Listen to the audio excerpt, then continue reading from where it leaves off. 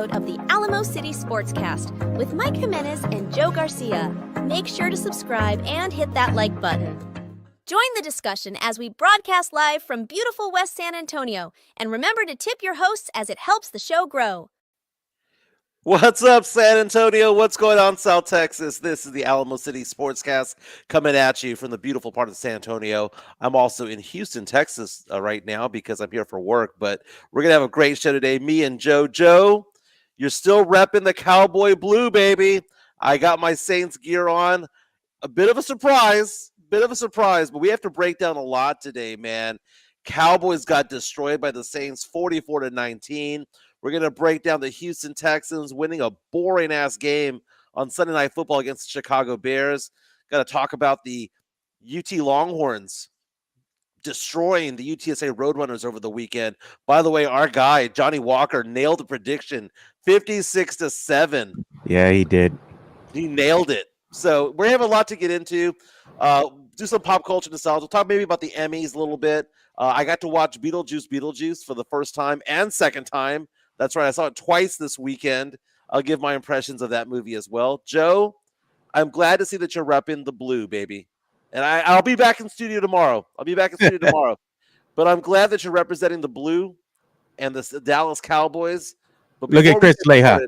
He says, where the F are you moist boys at? Hey, even though my team lost, I'm still repping my colors today.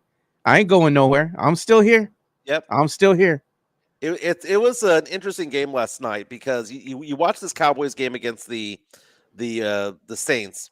You and I had this debate just 10 minutes ago before the show started, asking the question, what is going to happen to the Cowboys season? Is this just one game, or is this going to be the beginning of the end already for the Cowboys? Is the season going to unravel? Because they got the Ravens next? What if they fall 1-2? What if they fall 1-2? What happens next? And Leha's going out there saying, Saints fans don't claim Jimenez. I don't care. Jimenez claims the Saints. That's all that matters. I've been a Saints fan since Katrina, baby. I have been a Saints fan since Katrina. I go to the games. I wear their gear. I buy their gear. I'm a Saints fan. My favorite football team, damn it, is the Saints. Number 2 is whoever plays the Cowboys. And yesterday they were one and the same. Saints going out there scoring a touchdown on their first 6 possessions. Joe, I had not seen a flawless game like that. Think about that. They had already gone into the fourth quarter and had yet to punt the ball, had scored a touchdown on their first 6 possessions. This was a brutal takedown. When Derek Carr is going out there and slinging the ball, bombs away to Raheem Shaheed. When Alvin Kamara is going off for 180 yards all-purpose, 115 on the ground, 65 through the air, 4 touchdowns. That guy won people fantasy games all up and down the country yesterday. When you see the Saints go out there and just destroy the Cowboys fans can't go there and say, oh, well, this is all about Dak. That's the number one go-to excuse. You can't blame Dak, man. You can't, not on this one, Mike. You can't just put the blame solely on Dak. And let's get into some of the stats. You know, you were kind of texting me back and forth, and you're like, in the first quarter, look at Derek Carr and what he had for passing yards. It was like early on in the first, already 199 passing yards. And I was like, well, Dak is not too far behind, you know? It's like, and you're like, it's the first quarter, but I was just telling you, I kind of knew what was going to happen because you could tell that this team just came out flat. They had no energy. I mean, you got to blame at some point, put the blame not on Dak, but you got to blame the coaching staff. At this point, Mike McCarthy, man, and his schemes that he's running, they're looking really old, you know, and at some point, Jerry's going to have to move on. He's going to need a scapegoat for this season, and it's not going to be Dak because he just paid the man. It's going to be Mike McCarthy. We could be seeing Mike McCarthy's last season here with the Dallas Cowboys, and that's not necessarily a bad thing. I think it's time for the Cowboys to move on. They need to get a coach that can go ahead and run some different schemes out there, can get the most out of these players. And right now, Mike McCarthy's just not that guy, man. And they got to move on. Does Mike McCarthy finish the season? I mean, that is number one, man. If they lose a couple more games, Mike, what do you think Jerry's going to have to do? Well, here's the thing. It's very possible that Jerry set him up for failure. I mean, look at what he did and didn't do in the offseason. He has this whole drama going on with Dak Prescott. He waits to the very last moment to sign CeeDee Lamb. They didn't get anybody of significance on the offseason, free agency. They didn't pull off any major trades. I know we can talk about how, Coach McCarthy should be running different schemes. He doesn't have the talent there. There is no talent there for a complete team. What was the number one reason why the Cowboys would lose last year? They couldn't stop the run. Couldn't stop it. Couldn't stop it. And now they're giving up, 5 yards per carry? Gave up over 150 yards yesterday because Alvin Kamara just ran wild on them. And Taysom Hill got hurt somewhere in the game. So they didn't even have Taysom Hill running at them. It was Alvin Kamara to the left, Alvin Kamara to the right, Alvin Kamara up the middle, screen pass. Dude, that screen pass to Alvin Kamara for like 60 yards for a touchdown, he was untouched. How do you not touch that guy? There was nobody there. Kamara was just like looking around like, is anybody going to come get me? And the Cowboy fans, I was at a Buffalo Wild Wings outside of Houston watching this game, right? I watched all the games. My happy butt was on that seat for 8 hours watching game after game. Watched the Cincinnati game against the Chiefs afterwards. Then we watched the Texans games thereafter. I'm sitting there, and Cowboy fans were just super quiet. And, of course, I had to get obnoxious, Joe. God. That, I had to scream, "We dem Saints." It was so much fun to watch last night. But for the Cowboys to not improve anything that they've got going on, they haven't improved the defensive line. I saw this tweet yesterday asking the question, can Cowboy fans get away from saying that this is an elite defense? Because an elite defense doesn't allow Derek Carr to go out there and just destroy them, annihilate them. An elite defense doesn't allow the opposing team to go ahead and score on 6 plays, on 6 drives, and every drive down the field is a touchdown. I mean, this team ain't every drive. Every single drive. 6 drives in a row. Alvin Kamara, 5-yard touchdown run. Rashid Shaheed, 70-yard touchdown pass from Derek Carr. Kamara, 57-yard screen pass. A screen pass for 57 yards and a touchdown. Kamara, 12-yard run. Kamara, 7-yard run. I mean, it was just Kamara all day long. They couldn't stop him. And now, part of me, we were talking about this last week, Joe, and this is why I think that you and I have a very good podcast, is that we bring up certain points sometimes that a lot of people don't see. We saw that game that the Saints had against the Carolina Panthers, and they put up over 40 points, like 47 points. And the number one thing I heard was, and it wasn't just from you, and it wasn't just from, CBS Sports and ESPN and all that coming out and saying they just played a bad team. They gave them no love. When they had the power rankings, the Saints were ranked like number 20-something still, even though they were 1-0. It was like, oh, well, someone's got to win that game. It's 2 crappy teams. And what did I tell you, Joe? That offensive line was legit for the Saints. The Saints have 3 first-rounders and a second-rounder on that offensive line, ages 27, 25, 25, and 22. And we're seeing an offensive line that is coming together for the Saints team. And it was so much fun to watch. And Derek Carr just picked apart the Cowboys defense. He only threw the ball like 16 times. It wasn't like he was slinging it all day long. He didn't need to. Just hand the ball off. They controlled the clock. They controlled the tempo of the game. The Cowboys could not stop it. The Cowboys have no run game. None. There is no run game. So that's why going after head coach McCarthy, Mike McCarthy, kind of confuses me a little bit. You knew that they were going to go away from him because they didn't re-up. He's a lame duck head coach. But you've given him nothing to play with. You've given him nothing to play with. When Zeke Elliott is your best running back. Dude, I did the stats the other day, earlier today. The Cowboys' leading rusher this year is a tie between Rico Dowdle and Zeke Elliott. They're averaging 28 yards per game. Can you be a playoff team if your number one running back is on pace to have less than 500 yards rushing? No, man, you can't do that. And the thing is, when you look at the Cowboys running game and you're looking at the running backs that they have out there, collectively, I would say this is the worst that the Cowboys have looked as far as running backs. They're averaging somewhere in the neighborhood of a little over 3 yards per carry. Right. That's basura, dude. Garbage. Mhm. And again, the Cowboys have never been known for a strong running game. You go back to last season, that wasn't their strong suit. It seems like they've gotten even worse going into this season in that department, which means that they become a one-dimensional team, meaning that it doesn't take much for the other teams to scheme against them. Let's just go ahead and drop back. Let's force Dak to go ahead and make some bad throws. Dak had 2 interceptions, on the game. But overall, when you're looking at the total yards between the New Orleans Saints and the Cowboys, New Orleans had 432 total team yards. Yeah. Cowboys had 353 passing yards. Look at what they had here. I mean, New Orleans had 242. Dak had 285. The rushing yards is the disparity here. Rushing yards as a team, the New Orleans Saints had 190. Cowboys 68. Mike, that ain't gonna get it done. You couldn't even break the century mark, man. Right. Yards per play. The New Orleans Saints 7.7, Cowboys 5.3.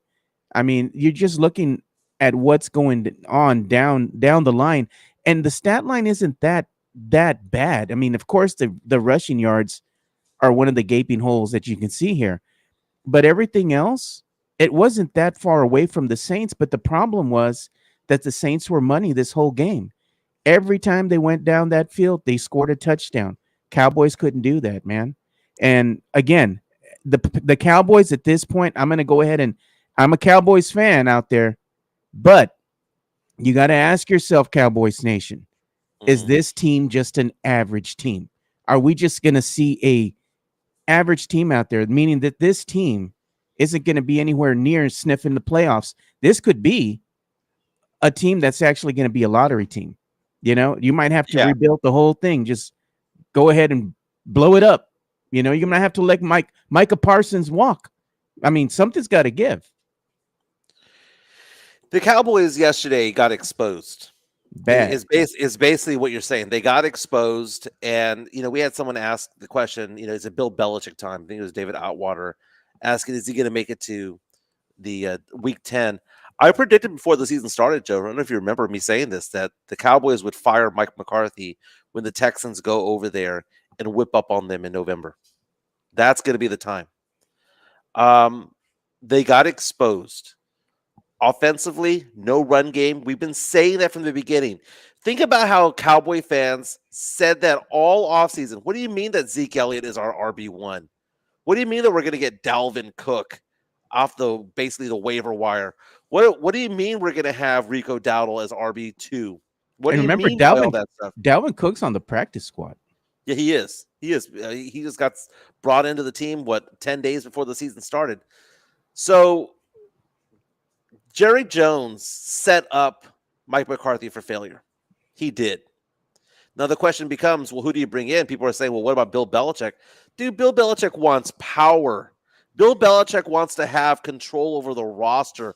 He wants to be the de facto GM.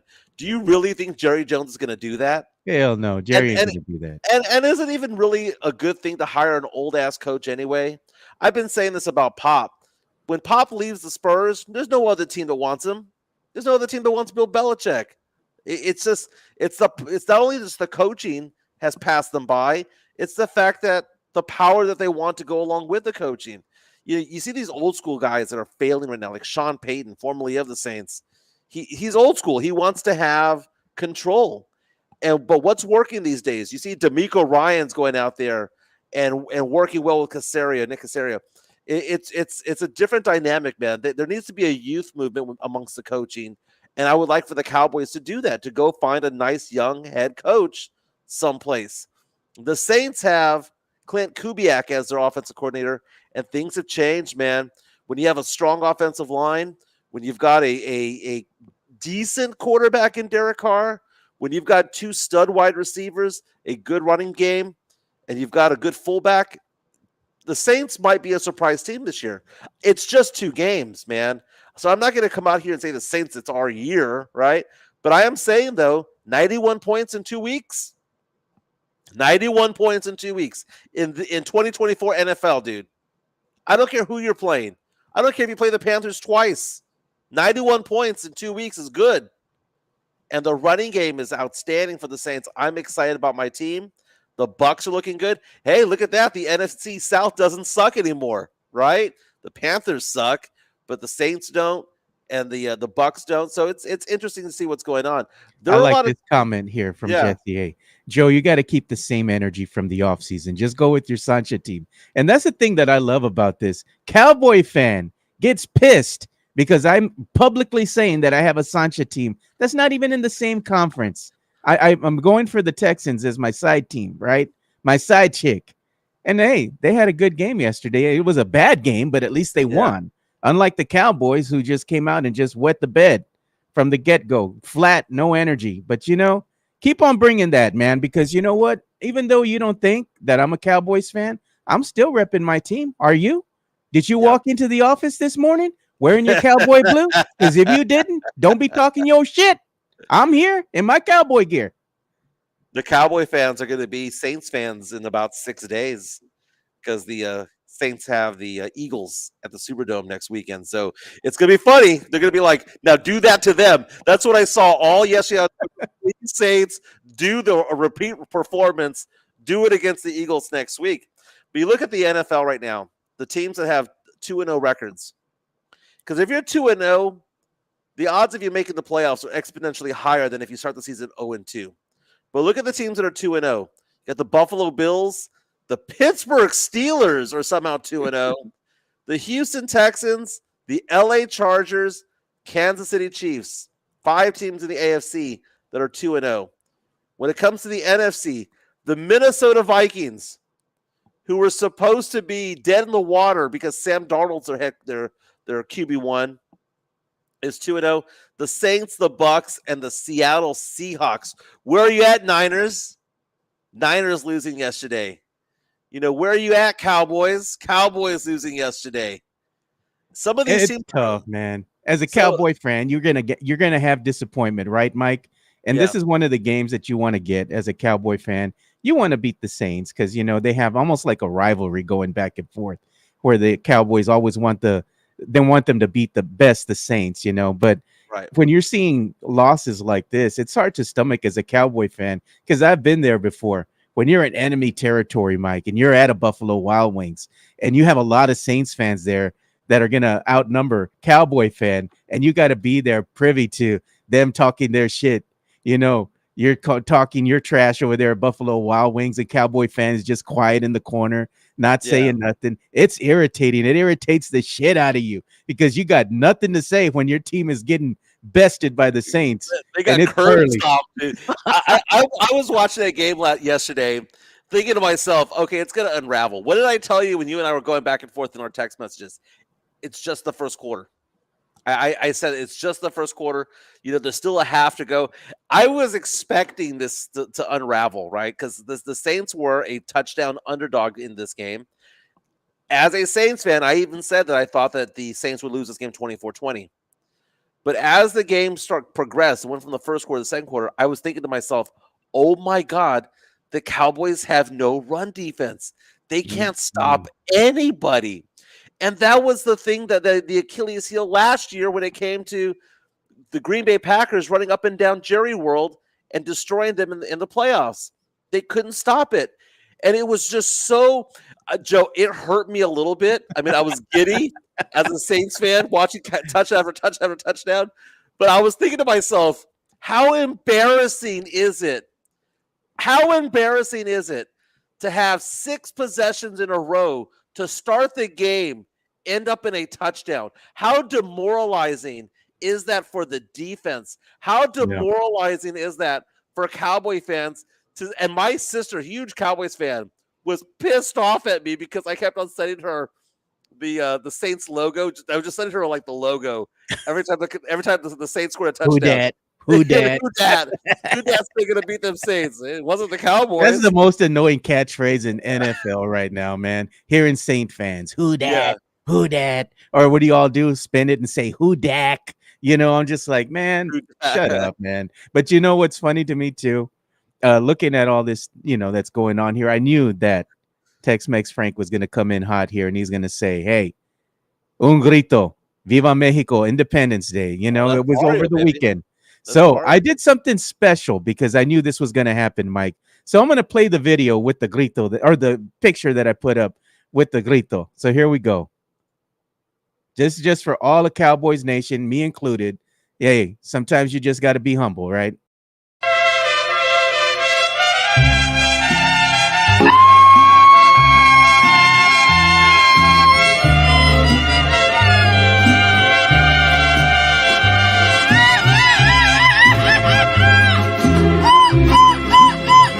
Por presumir a mis amigos les conté que en el amor. I like that one meme. Mom, can you come pick me up? Do you see the fights outside the stadium after the game? Oh, The dude, videos of this is embarrassing, man. Why do fans do this, man? I don't get it. I don't get it. It's funny. It's funny. People were asking the question, thank you for the super chat, Mario Cavazos, on that one. People were asking the question, did I bet on the Cowboys? Because I said I would bet on the Cowboys and cheer for the Saints. I didn't bet on the Cowboys, baby. So I got the best of both worlds. I got my team to win, go 2-0, and I got to make fun of my dad. I got to make fun of my sisters. I got to make fun of my friends. It was great. By the way, thinking about betting, who are you betting on if you had to bet on it, the Ravens or the Cowboys? Because when the spread came out last night, Cowboys were favored by 1.5 over the Baltimore Ravens. It is now flipped. Ravens now favored by 0.5 point. Basically a pick 'em. Joe, sometimes Vegas looks us dead in the eyes and says, they dare us to bet something, right? Yeah. If you know that the Cowboys cannot stop the run, and you have the number one team with the number one rush offense coming into town, how is this a pick 'em? I feel like taking out a loan. I'm not saying you should do this, but I want to bet so much money on the Ravens because the Ravens with Derrick Henry, Lamar Jackson coming in, and you have this Cowboys defense who can't stop the run for crap. Alvin Kamara went off for 180. Okay, I know it's 65 receiving. I get that. But come on, man. What's Derrick Henry and Lamar Jackson going to do this Cowboys defensive line? I mean, wasn't that embarrassing, though? I mean, as a Ravens fan, you have high hopes for your team, and they just come out and wet the bed back-to-back weeks, dude. They just can't get a win. And against the Raiders, bro, this team couldn't beat the Raiders? Yeah. Are the Raiders going to be a sneaky good team? Like, kind of like, hey, they're going to be competitive, but not enough to make the playoffs, but they could surprise some teams. I mean, they beat the Ravens 26-23. Exactly. And people are coming out saying, well, I mean, come on, man. They lost to the Raiders, right? The thing about it is you got to have a bounce back game. The Ravens can't go 0-3. You know, the Ravens lost to the Raiders yesterday. They lost to the Chiefs in week 1. They had it. They were an inch away from winning, literally an inch away from winning. You know, the incomplete pass in the end zone because toe on the line. The Ravens going into Jerry World. Their season's on the line already. How many teams make the playoffs if you start 0-3? This is This is the battle of the desperate teams this next weekend, dude. But the Ravens are more desperate because they don't even have that one win. At least the Cowboys got the one. They're coming in 0-2. They have the best rushing game in all of the NFL. They have to win this game. I mean, I'm looking at yesterday's box score of the Ravens. It's weird. They got Brock Bowers. Brock Bowers almost had 100 yards receiving in his second game in the NFL. Brock Bowers is the next Travis Kelce. Brock Bowers is amazing. Look at D'Lo. He's saying people sleep on Minshew, but he's pretty solid. I don't get it. Yeah. He is. David Outwater saying Lamar Jackson will get curb stomped next Sunday against the Cowboys. By who? I don't know, man. By who? Derrick Henry yesterday, 84 yards. Lamar Jackson, 45. Justice Hill had 22. They rushed for 151 yards on 5.6 yards per carry, and they somehow lost that game to the Raiders. Yeah, you know what was a tough game yesterday? Man, I felt bad for Joe Burrow, man. Joe Burrow did enough to win this game, but penalties down the stretch, man. Dude, they got bailed out, man. Yeah. The Chiefs got bailed out. That pass interference at the end of the game that set up the game-winning field goal for the Chiefs was basura call. Hard to watch. They're not going to make that call in the first quarter. They're not going to make it in the second quarter. They're not going to make it in the third quarter. But somehow, with a minute 30 to go in the game on the line, they gave Patrick Mahomes new life. And it's one of those things where you ask the question, was it a pass interference? By letter of the law? Not even by letter of the law. The defensive player has every right to go after the ball. That was not a ball thrown directly at the receiver. That was thrown a little bit high. The defensive player has the ability to go get it. And for them to call pass interference was the BS of BS calls this weekend. Absolute nonsense. Burrow did what he should have done. And here's the thing, though. They missed an extra point. That extra point cost them that victory because, that they could have gone for it made it different. It made a difference in the game, right? Look at Jesse A. Refs coming in clutch for the Chiefs like WWE. It was brutal. And they keep doing this with the Chiefs, man. Like the refs, they give the Chiefs, they have gimme plays for them, right? It could be game changers. Right. And it just seems somehow, some way, they always find a way for the Chiefs to win.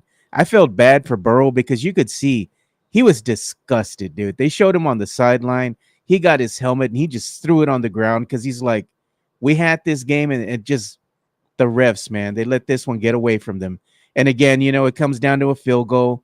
And of course, I mean, it's maybe 50-something yards, and it's going to be money. Sure enough, dude, straight down the line. Boom. Yeah, Harrison Butker got that bag for reasons because he's good. Yeah. 3 seconds left to go, man. That's all she wrote, Mike. Joe Burrow, 23 for 36, 258 yards yesterday, 2 touchdowns, no interceptions. Mahomes had 2 interceptions, and the Chiefs somehow overcame that to win the game. Burrow outplayed Mahomes. Dude, that was an awful call, man. That was an absolute awful call. A walk-off field goal to win the game. Harrison Butker from 51. It was money, dude. It was good from 70. Yeah. Look at Chris Gonzalez. Money. He puts, you cannot put the games in the refs' hands, That's true. You can't because things like this will happen. If you don't win convincingly against the Chiefs, there's no way that you're going to beat them because the refs are going to find a way to give them the game, man. Well, the problem is that more than half the games in the NFL these days are decided by 1 possession or less. So the refs are going to be involved. I mean, I'm taking a look. There was, 8 games yesterday decided by 6 points or less? Yeah, it just kind of is what it is. But the Chiefs going out there getting that victory was huge for them. That makes them 2-0. Look at the Bengals now, 0-2. The Bengals, there's a lot of teams out there that are going into week 3 already thinking to themselves, man, is the season already going to unravel? I mean, at least the Cowboys have a victory. We talked about the teams that have 2-0 records, the Bengals being one of those teams that have this 0-2 record. You know who else has a 2-0 record? Who's that? My Sancha team, the Texans. The Texans, baby. Going out to NRG Stadium here in Houston, beating the Chicago Bears. The Bears. It was an ugly game, Mike. Let's not lie. This was an ugly game. It was a boring game. It was ugly, dude. First quarter was fine, but it was a boring ass game. But you know what? Good teams win bad games, man, and that's what the Texans did. They go out there. What was the score? Like 19-13? 19-13, man. Ugly game, boring game on Sunday night. It was a slugfest. Most of the scoring in the first half. Caleb Williams finally got a little bit of yards being thrown. First game of the season, they got a win, but he only had 93 yards passing. He had 174 yesterday, but he had 2 costly interceptions. When it comes to C.J. Stroud, though, C.J. Stroud just managed the game. 260 yards, 1 touchdown, no interceptions. Not much of a running game for the Texans yesterday. They had some injuries there on the running game. Nico Collins had a big game, 136 yards receiving, 1 touchdown. He was the only bright spot really for the Texans when it came to the offensive side of the ball. But defensively, the Bears have weapons, and the Texans were able to bear down on them and make sure that they didn't go off. DeAndre Swift held to dude. Look at this rush defense. We talk about the Cowboys can't stop anybody, right? DeAndre Swift, 14 carries, 18 yards for 1.3 yards per carry. The Texans held the Bears to 3.2 yards per carry overall. Caleb Williams was the leading rusher for the Bears yesterday. DJ Moore didn't do much. I mean, he had 53 yards, but Adonze 33 yards, Kmet just 27. This was a victory by the Texans defense. When the offense isn't clicking, and if you can still win a game, that's a big deal, man. Texans now 2-0. What do we say about the Texans? They have a really easy start to the NFL season this year. They had to go what? We said 4-1 to make some noise in the playoffs. Yeah. If they went 3-3 after 6 games, they weren't going to make the playoffs because they have a really tough schedule down the stretch. Maybe, just maybe, they go 4-0, 5-0. They set themselves up for a number 1 or 2 seed. Now I'm looking. I don't know. I to think they next might game. be a wild card, Mike. Honestly. Well, they're going to win their division though. Yeah. They'll win their division, so they'll go do something. Next week's games. Let's see who we have on tap here. Texans are going up on the road against the Vikings. Texans favored favored by 2 points, 2.5 points. Vikings surprisingly 2-0. Surprisingly dispatching the 49ers. How did that happen? Crazy. Eagles taking on the Saints. Eagles favored by 2.5 on the road. Looking for other big games next week. You know who's going to be watching this game? Our friend, Big Papi Brandon Medina, because he's a huge Vikings fan, man. Bless you. Sorry about that. Big Papi Brandon Medina is going to be watching that Texans-Vikings game. I can tell you that. So I'm going to have to get his take. I mean, who's he got? I know he's got the Vikings, but I want to hear the spread. Yeah. I watched off to the side. I'll watch that game sometime this week to see what the hell happened to the Vikings and Niners game. Don't get me wrong, I kept looking at it. Thinking to myself, oh, the Niners are going to come back. They're going to come back. And they just never did, right? 2 things that didn't happen at that point. The Niners didn't come back, and the Saints didn't stop scoring touchdowns. That's basically it. Yeah. Hey, we want to go ahead and kind of remind everybody here, man. You like what we're doing? You like what we're talking about right now? You're enjoying the show? We'd appreciate if you can go ahead and buy us a beer. Show your support for the team. Basically, just go ahead and scan the QR code that you're seeing on your screen right now. You can support us, and it starts at just $1. So everybody that's here that's watching, if you want to go in there and give us a little tip, starts at $1. We greatly appreciate it. It helps the show go, man. So go ahead and consider supporting the show. Sith is coming out saying that my voice sounds different when it comes to this headset. Says that I sound like I'm calling a football game. That's funny. Sam Slynn is saying that his Sancho Bucks are now 2-0. His Sancho team since 2003. That was the team that Tony Dungy created, but Chucky took the Super Bowl that year. Yeah. Very, very cool. Hey, congratulations to the Texas Longhorns. Number 1 in the country for the first time in 16 years. Beat the UTSA Roadrunners 56-7 at DKR on Saturday afternoon. That score was predicted by Johnny Walker, Texas Longhorn great, who joins us every Friday to talk about the Longhorns, the Cowboys, and the Texans. He came out and said, prediction 56-7. And that's exactly what happened. Now, what we didn't predict was the fact that Quinn Ewers was going to go down with an ab injury in the second quarter. ESPN's reporting that Ewers will miss the next game. So we're going to see Arch Manning starting for the Texas Longhorns this upcoming weekend. Arch Manning coming in and just didn't miss a beat. Yeah. I liked how we're showing the graphic on screen. This is the latest AP top 25 poll. Longhorns are number 1. It's very possible the Longhorns have 2 of the top 5 quarterbacks in all of the college football right now because they're doing so well. Ewers doing fantastic. They see Arch Manning go out there and get like a 68-yard touchdown run, just untouched all the way through the Roadrunners defense. The Longhorns, with all the guys they got from Bama in the portal, the wide receivers that they got, the running backs that they got, this Texas team is special, man.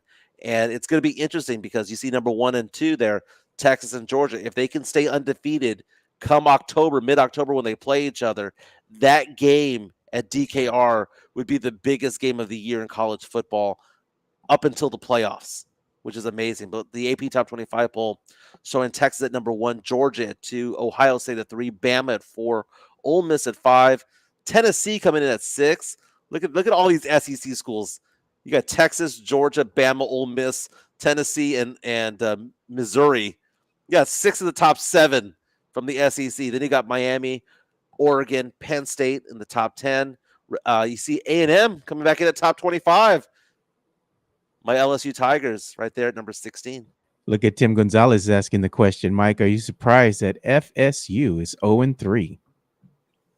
There are some schools right now that are struggling right now, and it starts with quarterback play. FSU is one of them. It's one of those things where injuries, quarterback play, bad schedule, it all starts to compound against you. Yep. You see teams like Notre Dame. Notre Dame lost to a small ass school the other day, and it happens. It happens. But to go 0-3 is not a good way to start the season. We do have Locked On Spurs commenting right here. It says, Joe, should Dallas fans just throw in the towel already and realize there will be no Super Bowl parade again? I mean, come on, man. Yeah. Dallas fans, I think they know that. They always say after one, spectacular win, hey, this is our year. Vamos para la Super Bowl. But I'm just like, I already know this team. I mean, my son, he's already said since he's been born, 1997, the Cowboys haven't done nothing, dude. He's been on this earth for about maybe 27, going on 28 years already. That's an awful long time, Mike, for the Cowboys not to have done nothing, man. And that's why I say that they're not America's team. Just call it what it is, man. I think America's team, personally, America's team should be the Green Bay Packers.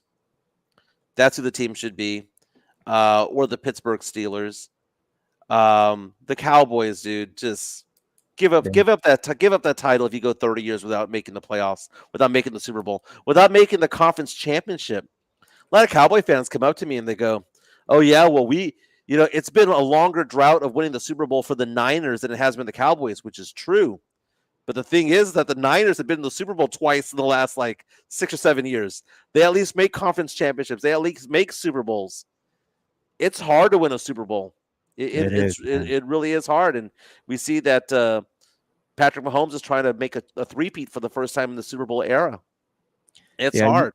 One of the main things I wanted to talk about here between the UTSA and UT game is look at who showed out, man. Over here, Spurs. San Antonio Spurs came out to support UT, not UTSA, the home team. And the funny thing is you look at stuff like this and you're like, why wouldn't they support the home team like UTSA, right? And we've seen in the past, you've seen maybe one or two Spurs. I think it was Jeremy Sohan and Devin Vassell. Not Devin Vassell, Keldon Johnson, who had went to a UTSA game to kind of support the home team. But the Spurs don't really get behind UTSA. Why did they go ahead and give more love to UT? Because UT is a bigger market. Because they have games that they go ahead and host there in the great state of Austin. So it's disheartening in a way. While they don't really support the home team, they're giving love to UT because it's a bigger market. And you can see, that they have a lot of the Spurs out there. Wemby was supposed to go and join the team, but he stayed back because he had a commitment to one of the this card venue that he had, here local. They went ahead and they showcased Wemby handing out cards at a local card shop, which is great. This was something that they were doing around the country. But you look at stuff like this, man, and it's like the Spurs, man, Spurs sports and entertainment, man. They're only going to go ahead and give love to other sports teams that make sense to them from a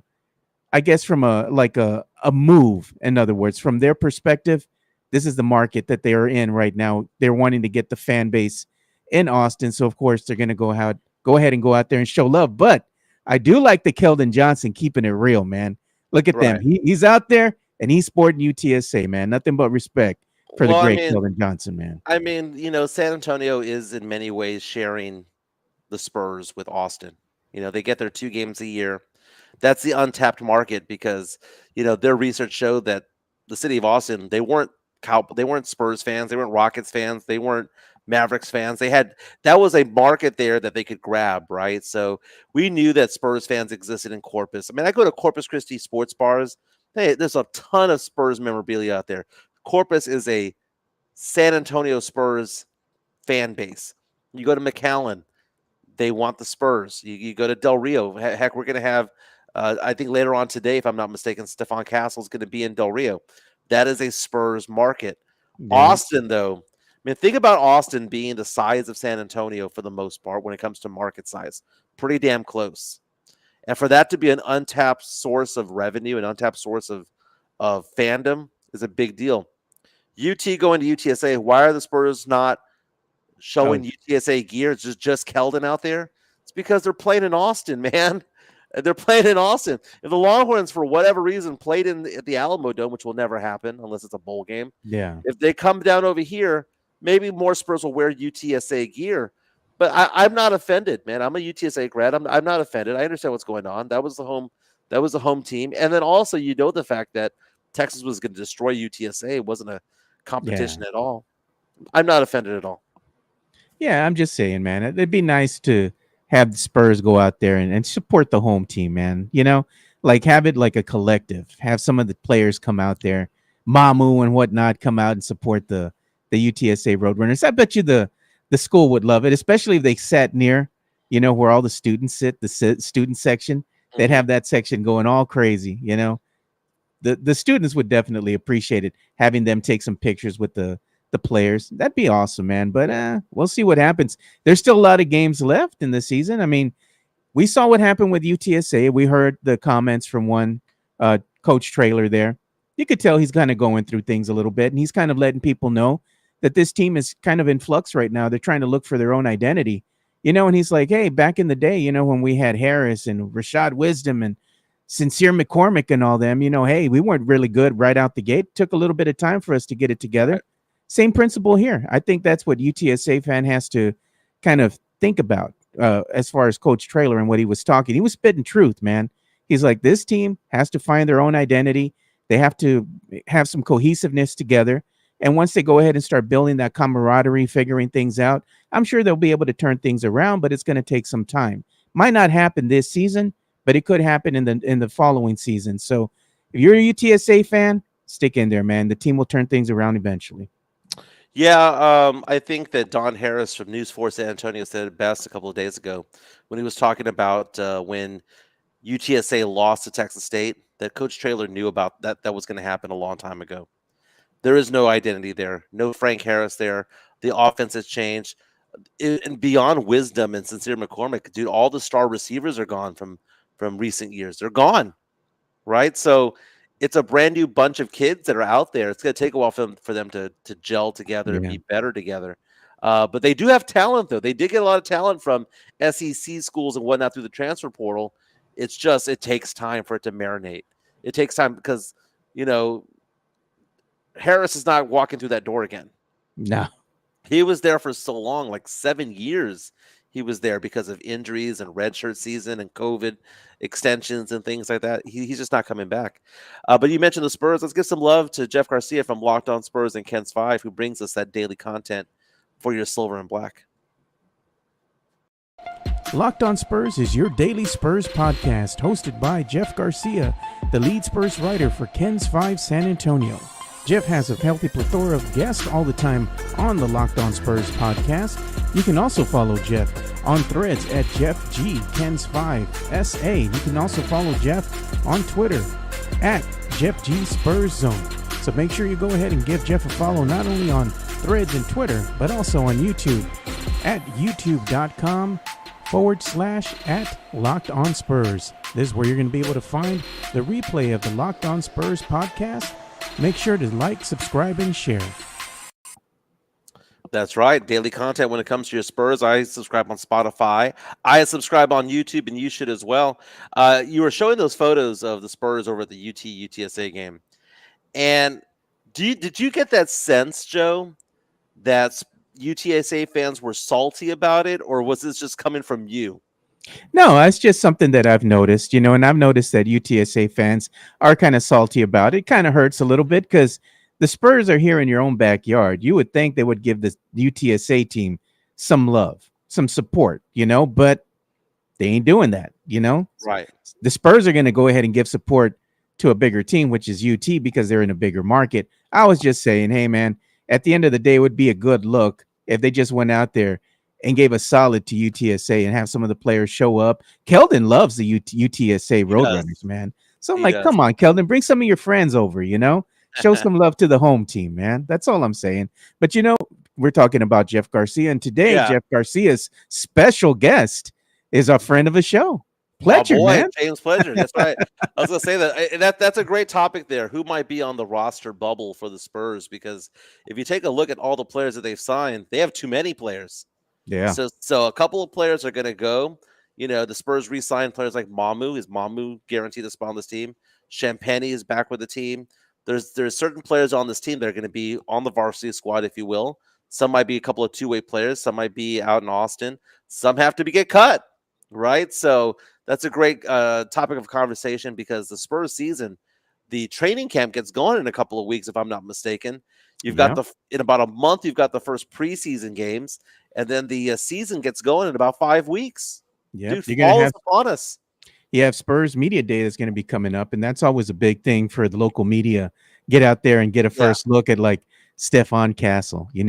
They're interested in talking with Wamby. What does he think about his second season and the team with, Chris Paul, Harrison Barnes, So it's going to be fun to go ahead and hear the Spurs players talking with the media. So that's going to be coming up, and I'm sure there's going to be tons of content coming from one Jeff Garcia. Oh, most definitely, man. Get those one-on-one interviews and ask the quirky questions because that's what the media session's all about, right? It's nothing, of course, man. Nothing too serious. But lighthearted. It's very, very, very lighthearted. I want to go back to the Cowboys real quick. Yeah. The Cowboys, if they go 1-2, at that point, do you start cheering for them to lose? I don't know, man. Because okay, here's the thing. We were talking about them having a bad season. Let's say they go 4-13, right? Get a top 10 pick. Would they burn that on a quarterback? Because they signed Dak for 4 years. They guaranteed the vast majority of his deal. Dak Prescott is your quarterback of the future. He's your quarterback now. He's your quarterback tomorrow. What do you go after if the Cowboys have a bad season, get a top 12, 13 pick in the draft? Do you go after a running back? You're not supposed to spend draft capital on a running back like that. So what position are the Cowboys going to focus on in order to improve this team? That's what I don't understand. Like, what is the direction of this team? Because are they going to bottom out? Are they going to try to rebuild on what they have right now? You look at that Cowboys team, when the Saints go in there and expose you the way that they did, just repeat. Dude, the plays were the same over and over again, man. It was sweeps to the right. It was plays up the middle. It was screen passes, and it was deep shots to Shaheed. Repeat every single time. So exactly what do the Cowboys need to do? Is it just coaching? Do you want to bring in a Bill Belichick? Why not get a better young coach? Just somebody who's like a DeMeco Ryans kind of guy. There's got to be somebody in the NFL that's like that. Who's the hot commodity? Or do Cowboy fans want to have that guy that is, grizzled, who's been in the NFL for 30 years? That's the argument we have about Pop all the time. Well, who's going to replace Pop? It doesn't matter. It doesn't matter. Pop had no head coaching experience before he became head coach of the Spurs. None. He had none. Right? So just bring in a youth movement, man. Make it happen. Dak Prescott is a decent quarterback. They got a decent quarterback. They got no running game. And then what were the Cowboys doing out there down 23 points or whatever it was yesterday and having Zach Martin out there? Having CeeDee Lamb out there. Zach Martin injured in that game, right? Then you have CeeDee Lamb who took a couple of plays off after getting whacked. Why are those players still out there? Why was Dak Prescott still out there down 4 scores? Yeah, at that point, it's over, man. Like, pull your starters, dude. I'm trying to help Mike McCarthy out, but you can't have your players get hurt when that happens. Goodness. Yeah, that's just Mike McCarthy being Mike McCarthy. He still wants to compete. Still thinks, hey, we might have a shot. Maybe Dak and the guys can put something together real quick. It's not going to happen, man. I mean, they're getting curb stomped 44-19. I mean, it's just not in the cards for you, man. You could tell that. I could tell that right out the gate. You being a Cowboy fan for life, you get a vibe from this team. And the vibe that I got from them right out the gate is they weren't bringing it, man. And he said, well, it's early on in the first quarter. I already knew, Mike. I already knew. And I hate being right at that point because I would have loved for them to come back and make this competitive. Even if they would have just lost by a score, but they made a triumphant comeback and scared the Saints to death, that would have given Cowboy fan hope. Hey, this team has some life to them. Nope, wasn't the case, man. So at the end of the day, Cowboy fan, you got to ask yourself a question. Is this team just average? That's all I'm saying.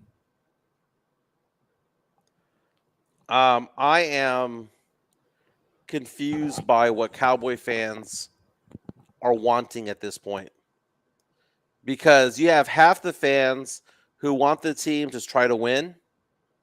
You have half the fans who are trying to hope this team gets decimated and starts losing games so they get a better pick.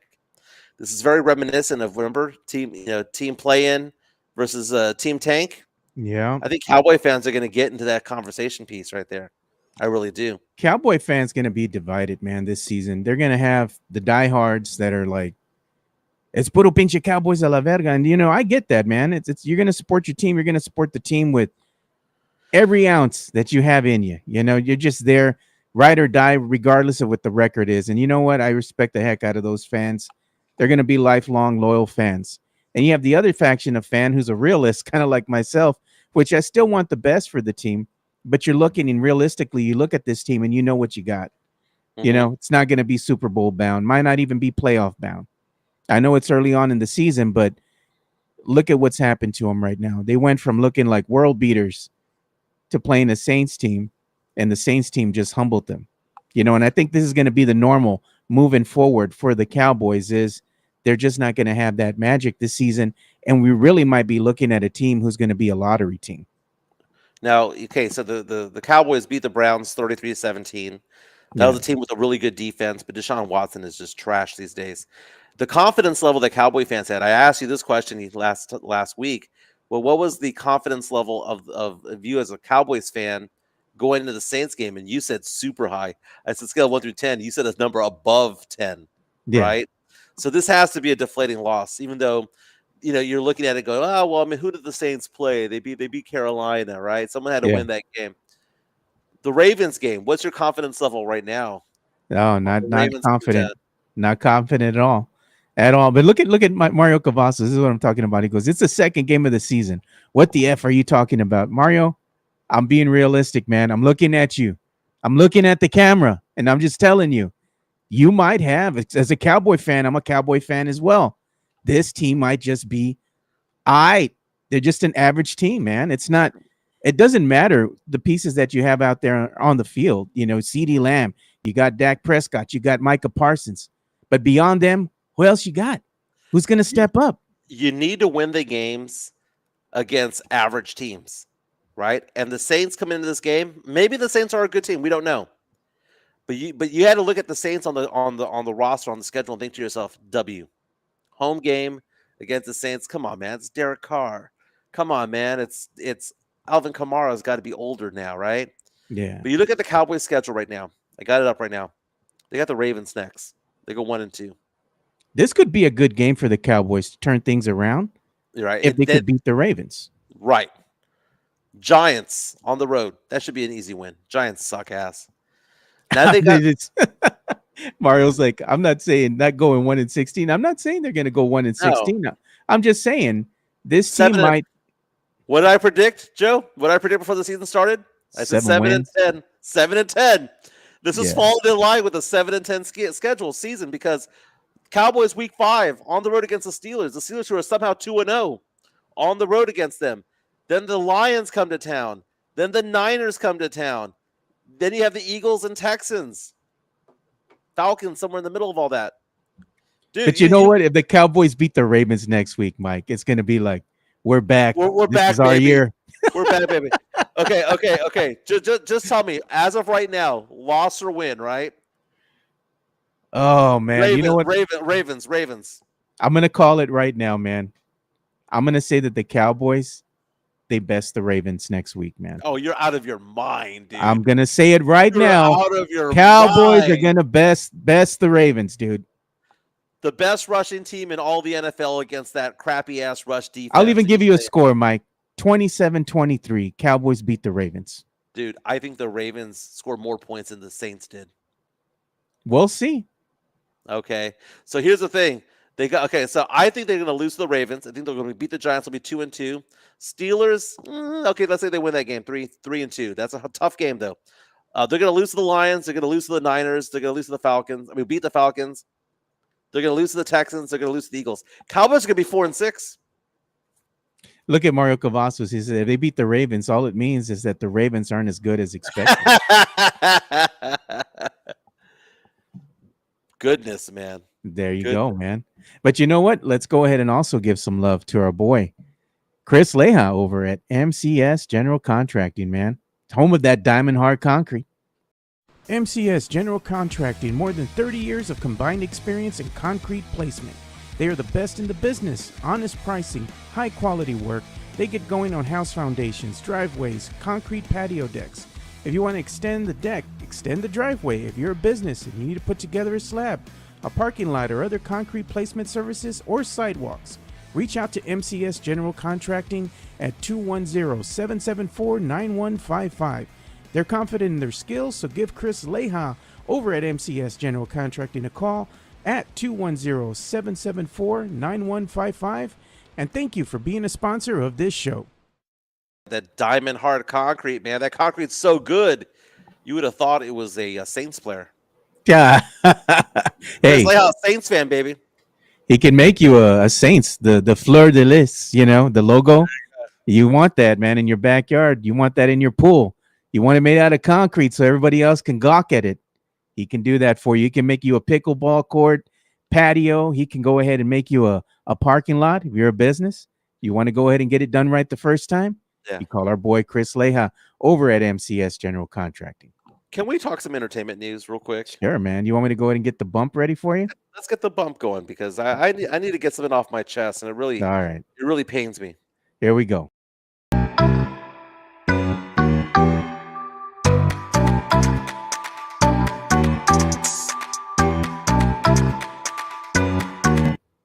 Well, the number one movie in the country for a second week in a row, rather, is Beetlejuice, starring Michael Keaton.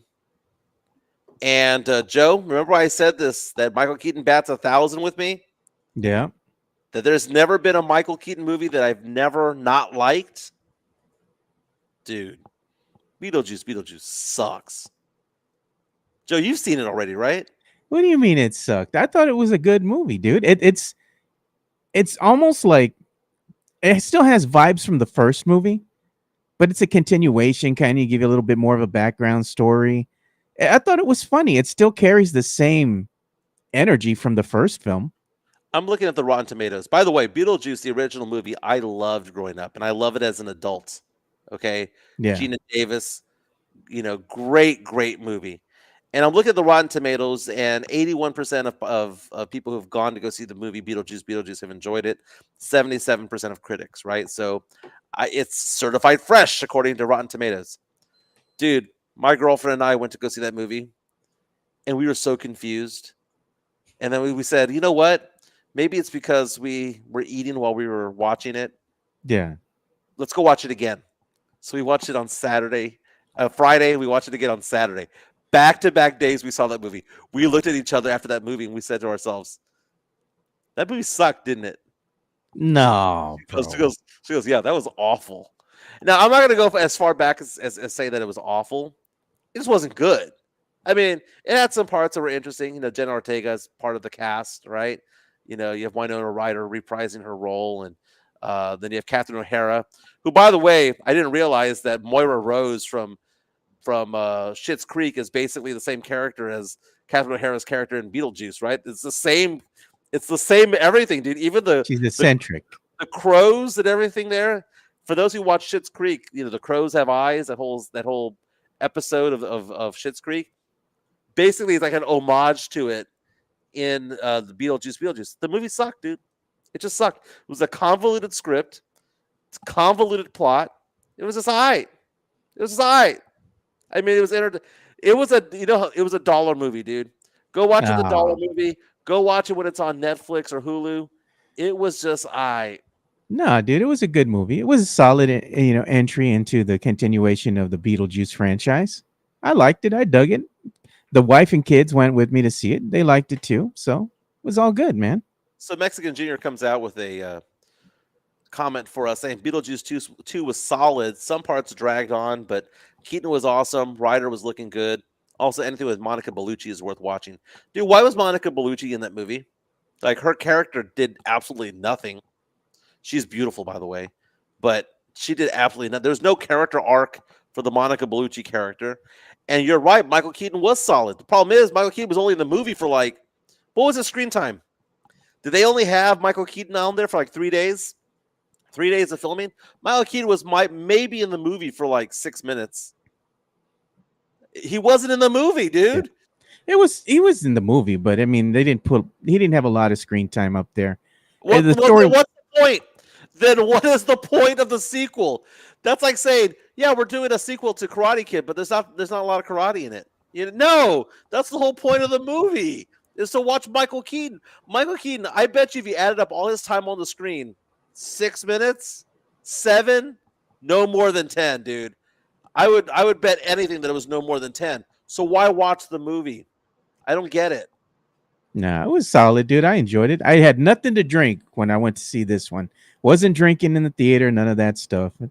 I liked it, man. And I did think Mexican Junior brought up a good point. William Dafoe's character was funny, dude. That part had me laughing, man. Yeah, the girl, the detective. You're not a real cop. I know. Yeah, thanks for reminding me. He's just an actor.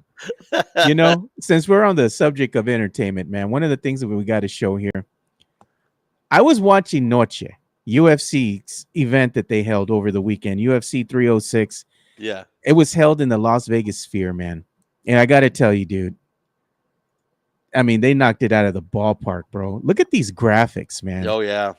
I mean, and the stories that they were telling, the narration, it was like a freaking movie, man. They're talking about the Mexican culture. They're talking about Dia de los Muertos, and I mean, it was just amazing. The ring girls were in full, Mexican garb. They even had them dressed up as, in Dia de los Muertos style with full makeup and everything, looking kind of like Aztec queens out there and everything. I mean, it was amazing, dude, to see this. I was watching it in my backyard with some of my friends. We had a little fire going on at night, in the fire pit, projector up there on the screen. I was watching this. I was watching the Canelo fight at the same time. We were doing shots of the tequila. We had to, man. I busted out the Don Julio Blanco, and we're out there doing some shots around the fire. It was a great night, dude, for fights, man. I got to tell you. And people say that boxing is dead. I mean, come on, man. I've heard this old cliche over and over again. I did watch this Canelo fight, and I got to tell you, man, it was the same old thing. Canelo being Canelo. He won the fight. There's no doubt in my mind that he won the fight. But I got to tell you, man, this looked like the Canelo of old, dude. Canelo came out of there, and he came out the gate firing, bro. Usually Canelo will go ahead and just sit there for 3 rounds and kind of download data, very methodical. But he came out throwing hands, dude. I was like, the old Canelo's back, I guess, So it was a good show for Canelo. I'm looking forward to seeing more Canelo fights. I know he's in the twilight end of his career, but I'm looking forward to it. Other than, it was just saying on Saturday was a great night of sports. You had the UTSA game going on. You had all the prelims going on for UFC, prelims going on for the Canelo fight as well. I mean, I was watching everything, dude. It was great being out there, cooking on the grill, hanging with the boys, having a fire going, watching Noche, dude. And I got to tell you, one of the most gruesome things that I saw in Noche was an injury, man. Look at that, bro. Brutal. Wow, brutal, man. You could see the meat, Mike. But the graphics alone from the Sphere, man. Like this guy's saying, UFC at the Sphere looked like a stage from Mortal Kombat, bro. I could only imagine if you're there in person and you're watching this is going to ruin you forever going forward. You cannot watch a UFC fight the same anymore. Like you got to be able to give the people an option to watch it like this from now on. I mean, this was just amazing, dude. Good. It was amazing, and it was a good showing for Dana White to go ahead and give the fans something different. I like that he's always forward thinking, man.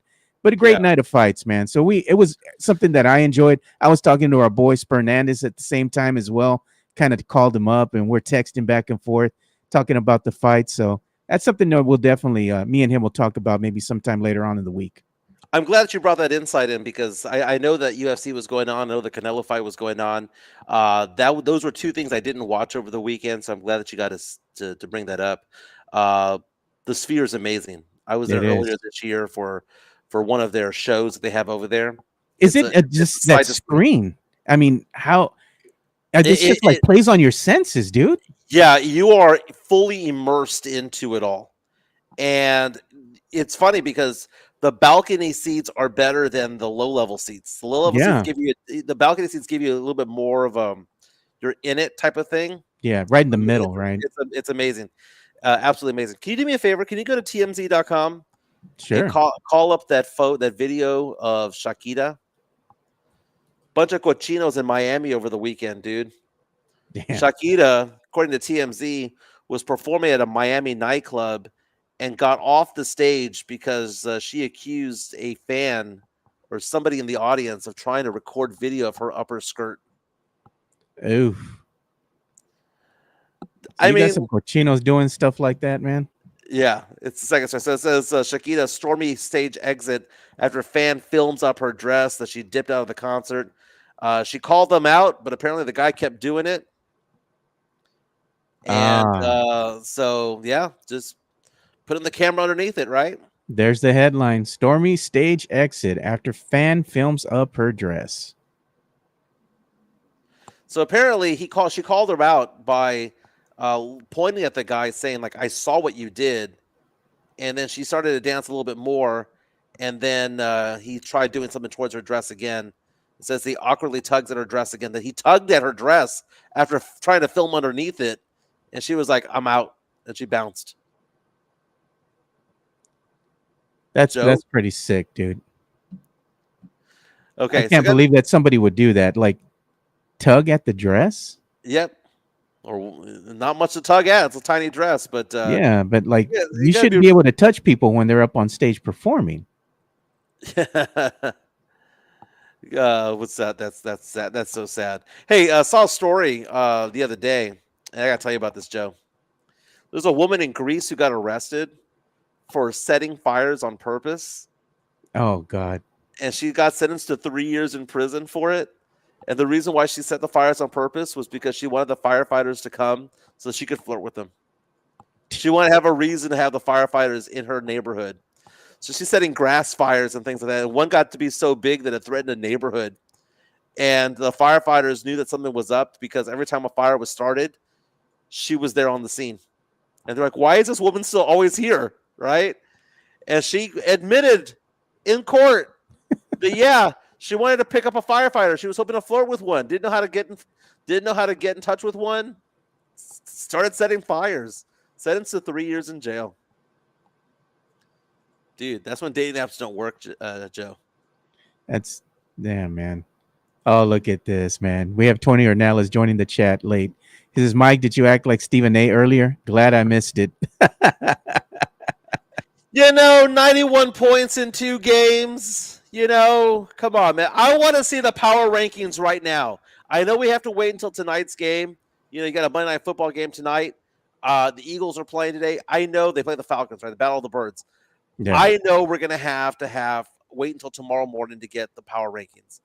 But the Saints better be in the top 12 in the power rankings. Better, because last week when the Saints destroyed Carolina, they were still ranked like number 22 out of 32 teams, right?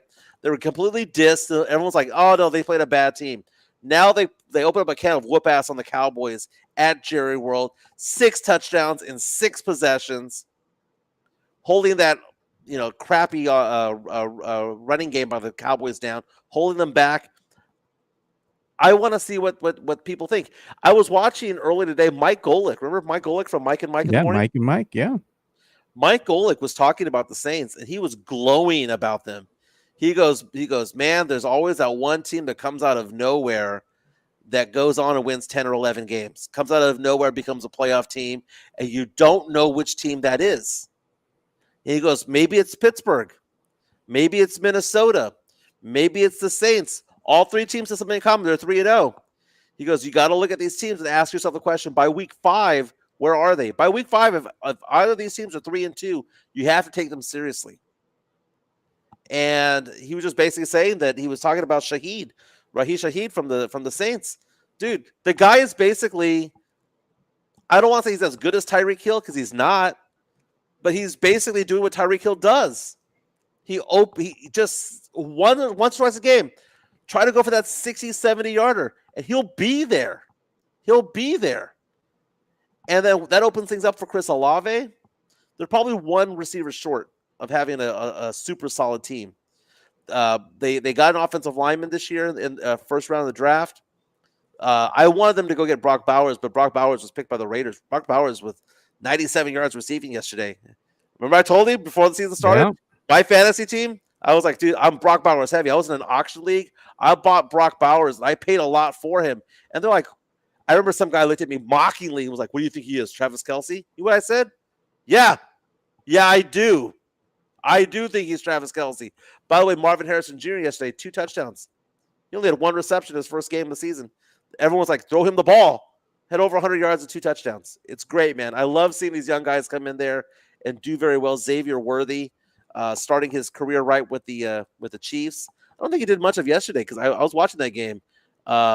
Dude, I know Mahomes is great, but I'm tired of officials deciding games sometimes. The Bengals got screwed over, man. They got screwed over big time. I'm going to look up Xavier Worthy's stats yesterday because I didn't see much of him yesterday. Was I missing something? By the way, the Commanders won 21-18 over the Giants. Again, a game that someone had to win, but Jaden Daniels, LSU, baby, looking pretty good. Xavier Worthy yesterday. Let's see here. For the Chiefs. Going out there for 2 receptions, 17 yards. Brought back down to earth. Only had 22 yards. I was watching that game. I was like, man, I didn't see him much at all. You know, one thing that I was going to say that we're going to go ahead and show as well.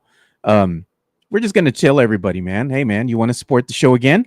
You want to wear those Alamo City Sportscast T-shirts that our good friend Mario Cavazos was sporting at his work last Friday. So good on you, Mario Cavazos. If you want to go ahead and get some of our merch and help the show, and we have other, let's say, designs out there, just go ahead and scan the QR code. It's going to take you directly to the merch store where you can go ahead and buy our wares, man, and help the show grow. We appreciate it. It's a good-looking shirt, man. It's a good-looking shirt. Joe, can I tell you something, man? Yeah. I'm having a difficult time right now doing this podcast because I'm trying to prevent myself from burping. Oh, God. I hate burping, dude. I hate it. Last night, I went to Buffalo Wild Wings to watch the Saints-Cowboys game. Eating that bar fare. We stayed for and I've been eating good, dude. I'm down 22 pounds. We ordered wings, tater tots, and cheese curds. And we ordered beer after beer after beer. We probably had, and I'm not a beer drinker, Joe. You know that, dude. I don't like having more than 2 beers. I might have had 6. Oh man, that just I feel like ass right now, dude. I just have this reflux going on. It's just I've just been burping all morning, feeling dehydrated. Yeah, I mean, and it didn't even get a buzz, man. It was just gross. How do you guys drink a case? A case, gross. Yeah, man. It's you're drinking a case. You're with your buddies, though, man. Everybody's like drinking beers. In our case, we're drinking some tequila, you know, because it was, like I said, over the weekend celebrating that Mexican independence. So you have to do some tequila, do some gritos. Isn't that today? Yeah. It's going to be the start of Mexican Heritage Month. So we're celebrating, you know, the weekend leading up to it. So, you got to have some tequila in the backyard, doing some gritos with your buddies. By the way, happy belated birthday to my dad. My dad turned 82 years old over the weekend. Oh, nice. I Venmoed him some money so that he could go to the casino because he was at the casinos out there. My mom hit an $1,100 slot machine yesterday. Nice, so dude. She probably give it all back, but still, it's nice to hit it all. Yeah, you know what? We're gonna give you some love too, man. We got to go ahead and pump you up. Do it. Yeah, you know, I made fun of you about this because I said, Joe, I said, how about use a thinner photo of me? Because there are some that exist. send me a photo and I'll go ahead and put it up there in the graph. Yes. So the reason why I'm not in studio is because I've been working out here in Houston. I have a meeting in the Woodlands at 1:00 that I need to go off to. I deal with financial services, so I help people with their retirement accounts. I help people with life insurance, disability, and things like that. I'm meeting a guy at 1:00 from the Woodlands who has a desire to take care of his kids, his adult kids, and his grandkids. He wants to do generational wealth transfer. And he was talking to me about how a lot of minorities don't do that. And life insurance is a way of doing that. So we're going to meet about that. We're also going to talk about his pension and the options that he has there, when to take Social Security. So I'm going to be doing a lot of math for him. We're going to meet for lunch at 1:00 and then do some game planning around 2:00. Tomorrow, I will be in San Antonio doing client meetings. And then I have a client meeting in Corpus Christi. So I got to do another drive. Corpus Christi tomorrow night, talking to a guy who's retiring from the oil fields, has a pension, has a 401, has all of these different things, and is like, Michael, I don't know how to do it. Should I take my pension at my work? Should I take it on the outside? How do I take care of my wife and kids? All of that stuff. Man, I've been doing this for 19 years, man. I talk sports and pop culture and all that stuff, but I've been dealing with finance for 19 years. There's my number, 210-508-0369. That's been my personal cell number since 1996, Joe. I've had that number. Jeez, that's an awful long time. Yeah, it was either 96 or 94. It's been since I was a teenager, Joe. But I need a thinner photo, dude. Come on, man. I've lost 20 pounds since then. You got that Ozempic face going on now? Dude, I'm not doing Ozempic, man. Why is it? Dude, everyone's like, oh, you're doing Ozempic and Just for Men? Screw all of you guys. Because I've lost 22 pounds on my own. And my hair is just naturally dark, okay? Oh, man. Oh, we also got some news here, too, that I want to go ahead and give a plug to. Our good friend, Brandon Big Papi Medina and Sith Lord Elias, they're going to be doing Down for the Count. The wrestling show is going to be back on this week. They're going to go ahead and go live on Wednesday. They're going to be talking WWE Raw. And you can go ahead and check them out in the evening over here on Wednesday. So make sure you go and keep an eye for that as they go ahead and go live on the X. They're going to have their X spaces. So show them some love if you're big into anything and everything that has to do with the world of wrestling. Very nice, Joe. Very nice. Hey, I'm looking forward to being back in studio. It's a different vibe when I'm in studio, man, because we can riff off of each other and I have more access to my internet. And Look at that. I riff differently. Midtown, I have Ozempic Texas. Dude, it's just all right here, man. I was farting and pissing all night long, dude. Oh, dude. You need to take some Tums or something, man. You need to eat some greens today. You know what? You need to eat yourself a salad, dude. Well, the lunch that we're going to is Papacitos, so I guess I'm gonna have like chicken fajitas or something like that, right? Yeah, without the rice. Have some greens, some avocado. Yeah, get some greens. Drink some water. Don't drink any alcohol, no soda, no tea, just water, bro. Well, I've got the mandarin orange sweetened 0-calorie water from carbonated water. Carbonated water from HEB. It's actually pretty damn good, dude. You know what I was thinking of doing? I was thinking of buying the family a Christmas gift early, right? So I was over at the Target, man, over on the weekend, and I was looking at the soda streams they have there, dude. So there's these little machines that infuse the carbonated water, right? You can put them in a container or whatever, and you add the little drops to it, you know, to give it that flavoring, just like you're drinking there. It's all sugar-free and all that. So I was like, I might want to do that for the family, man. Go ahead and pull the trigger on that. And I was also looking at bigger air fryers because my daughter bought us an air fryer last year, and we use that thing just about every single day. But the one thing that we noticed about the family is that they love that air fryer so much. We need a bigger one, dude. So it's like that's what they use. They don't even turn the oven on anymore. It's always the air fryer. So I'm like, I got to get a bigger one. So I'm in the market for a new air fryer and that soda stream, man. I'm looking at those two items right there. You know, the girl doesn't watch my podcast at all because she played sports in college, but she doesn't watch very, very much of it anymore. Doesn't care about it. So I can tell you what I got her. One of the gifts I got her for her birthday, which is coming up. She had mentioned something before and thought it was funny. Like we saw something on TikTok, she thought it was funny, and then I just ultimately decided to go buy it anyway. So I don't know if it's a real gift or a gag gift, but it's an umbrella flask. Oh, yeah. Have you seen those? It's an umbrella. Well, you disassemble it, you can actually hide your alcohol in there, so you can take it into a concert or whatever. And it's a flask that's built inside of an umbrella. I think that's pretty cool. How about that, man? That's badass. Because they also sell the plastic ones. You can put in like a boot or something. You know, you take it in the stadium with you. Dude, I've only taken alcohol inside the Alamo Dome because they don't have very much in there during UTSA games, No, man. man. It's just beer. Usually, it's all they have. Right. So Unless they do have a bar, right? But it's not easily accessible. yeah, you have to climb about 8 Yeah. flights of stairs to get to the bar over there or wait for the elevator. They do have one bar that I know of at the Alamo Dome, and I go there at halftime. But to be honest with you, I'm trying to like lay off of alcohol. I'll drink beer, but I'm talking about hard liquor. Yeah. I'm laying off it. It's been 2 weeks, dude. Been 2 weeks without it. Pretty Jeez, good. I'm gonna try to go 30 days, see how that works. But I'm gonna lay off the beer this week. I got got a question for you, man. When are you going to hit up the UTSA tailgate again?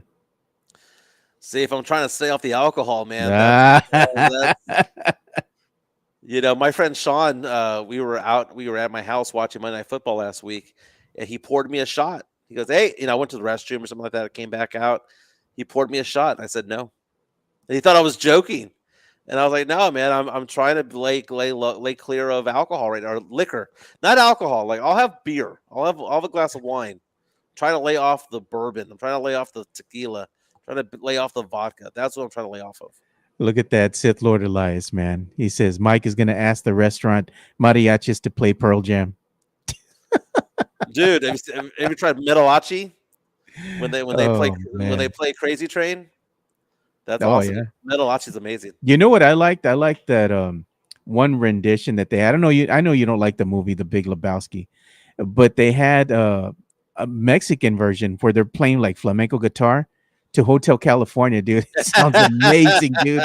I freaking love that song, dude. The way that it's played there in The Big Lebowski. I like when you take two different genres and you kind of like transpose them. Yeah. There's a guy that I follow on TikTok right now who is like is a black guy who likes yacht rock, like Michael God, McDonald and all that Yeah. stuff. But he turns heavy metal songs into yacht rock, where he sings like he'll have somebody sing Enter Sandman in the style of yacht rock, or just 70s rock, like hardcore rock. And he even did one for Van Halen, like saying Panama, by yacht rock standards. It was so funny and so good. Like it matches, dude. It matches the music. It's so funny. He's like, sleep with one eye open. It's just, Yeah. Look at we think it's bad, right? For Cowboy fan, right? We're gonna talk at the end right here, bring things to an end. Cowboy fan thinks it's bad right now. It's not as bad as if you were a Carolina Panther fan, dude. Look at this, Mike. Little known fact. The Panthers haven't led in a game since December 17th, 2023, bro. wow. 274 days since the Carolina Panthers last had a lead in a game. We could be Wow. that team, Cowboy fan. Now, Cowboy fans, imagine if the Cowboys lose again on Sunday to Baltimore. One thing that we didn't get into was the fact that this was the first regular season game in Dallas at Jerry World that the Cowboys had lost in 16 games. They had 16 straight victories, regular season victories at Jerry World. This is the first time that they haven't had. I mean, they lost to the Packers at home, but during the playoffs. But in the regular season, they had been money at Jerry World. Look at this. Sith Elias says, Mike, I'm going to send you a TikTok of a guy playing the Hotel California solo on a flute recorder. Like back in 8th grade. You remember those old school little flutes, the plastic ones? Yeah. They always made us go ahead and practice and play something like why? It was a waste of time, bro. It was like for the Christmas, little play that they had for the kids, and the kids could care less, dude. We all sounded off key. It was awful, man. Awful. They made us play those stupid, nasty little plastic recorders. And the gross thing was, we're kids, right? So you would leave your recorder everywhere and everybody swapping recorders and spit and everything. I mean, you didn't know that was your flute or not, dude. You left it on the ground all over the place, man. Like, come on. That's funny, dude. That's funny. Yeah. Well, I'm looking forward to being back tomorrow. I've got a lot of windshield time today. Before we go, I was at a church service that I was at yesterday. This place called the Ark. Was it one of those mega churches? It was a big church, but I wouldn't call it a mega church. Okay. I would say that they probably had seating there for maybe 1,000 people. So it was big, but it wasn't like Cornerstone or anything like that. Yeah. And there's this pastor comes out there, African American guy. He was dressed like East Texas because where I'm at right now is kind of where East Texas begins. And he was dressed very well. One of the first things he said was, are we cheering for do we love the Texans more than the Cowboys? Which, this Houston area, right? So they're talking about football for a while. I thought that was kind of funny. But he was talking about he was trying to make like an allegory or some sort of like way of looking at things. And I thought it was pretty interesting. He was talking about the windshield of your car. I have a lot of windshield time because I'm driving back to San Antonio today. And he was saying, treat life like the windshield of your car. The windshield is so big, but the rear view mirror is only so small. And he goes, don't be looking at the past all the time. Don't be looking at past failures or past things that have happened, things that held you down. He goes, be mindful of it like the rear view mirror, but always look through the windshield. Keep looking forward. Picture. Yeah, I thought that was a great way of looking at things. It was the book of Isaiah is what they were focusing on. So I'll be looking at that today. But everyone have a fantastic day. I'll be back in studio tomorrow. Tomorrow I'll be kind of spazzy, Joe, because I'm being audited at work tomorrow, which is painful, dude. Painful. But I have a big week at work ahead. Again, 210-508-0369. Very nice, man. Pastor Stealing Lions, Jelly Roll said it first. I'm sure Jelly Roll heard it from somebody else, man. I'm sure he heard it from somebody else, but it's a great way of looking at things, baby. Great. Jelly Rolls. He's growing on me, dude. He's growing on me. Everyone have a fantastic day. We'll be back tomorrow, man. All right. See you boys tomorrow.